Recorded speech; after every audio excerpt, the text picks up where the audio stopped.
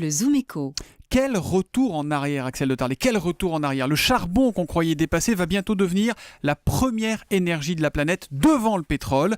Ce sont les prévisions de l'Agence internationale pour l'énergie qui voit donc le charbon supplanter le pétrole dès 2015. On rappelle quand même, au passage, que le charbon, c'est l'énergie la plus polluante du monde. Oui, le charbon pollue 1,5 fois plus que le pétrole et 2 fois plus que le gaz pour une même énergie produite. Et le charbon, vous l'avez dit, se développe. Pourquoi ?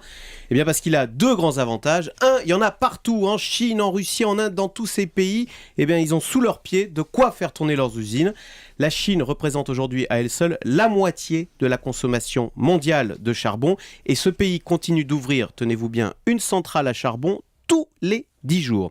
Mais le charbon a un deuxième avantage, c'est pas cher et surtout c'est souple. Ce qui fait que même des pays écolo-responsables comme l'Allemagne n'y résistent pas.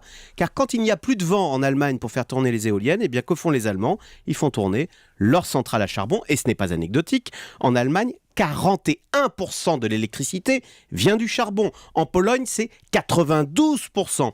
Pour info, chez nous, au passage, c'est quasiment zéro, 3%. Pourquoi ? Parce qu'en France, on a fait le choix du tout nucléaire. L'effet nucléaire. De ce point de vue, n'est peut-être pas absurde. Il faut savoir que tout compris par habitant, un Français rejette 2 fois moins de CO2 qu'un Allemand. Cet envolée du charbon, Axel, il faut quand même dire et rappeler que c'est dramatique pour la planète. Voilà, d'autant que le charbon est la plus polluante et la plus abondante des énergies. Au rythme actuel de consommation, il y en a pour 140 ans. Donc oui, la température, malheureusement, n'a pas fini de grimper. D'ailleurs, maintenant, avec ces nouvelles prévisions, on parle de 4 degrés en plus, quasiment 4 degrés en plus d'ici la fin de la planète et non pas 2 degrés en plus. La fin du siècle, pas la fin de la planète. On va pas être aussi pessimiste. On va croire qu'il y aura encore quelque chose après.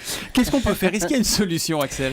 D'autant que ce sera en partie à nous, Français, de trouver une solution, puisqu'en 2015, donc année où le charbon va détrôner le pétrole, eh bien en 2015, c'est à Paris, en France, que se tiendra la conférence mondiale du climat. Alors, on va essayer d'être optimiste, des solutions, oui, il en existe, et c'est bien sûr la technologie qui nous sauvera. Alors peut-être le captage de CO2, mais surtout, la piste la plus prometteuse, c'est le stockage de l'électricité. Ce qu'on ne sait pas du tout faire aujourd'hui. Oui, mais si on arrive à faire des batteries géantes qui seraient de véritables réservoirs à électricité, eh bien là, plus besoin de centrales à charbon pour produire de l'électricité, plus besoin non plus d'essence pour faire rouler les voitures. Et c'est pour ça que le monde entier, y compris en France, y compris Bolloré, tout le monde travaille sur cette question clé du 21e siècle, qu'est le stockage de l'électricité. Vous avez fait un lapsus, mais il faut trouver une alternative au charbon parce que sinon, c'est la planète qui sera en péril à long terme. Voilà pour le charbon qui va redevenir la première énergie du monde. Axel de Tarlet, le Zoom Echo sur Europe 1.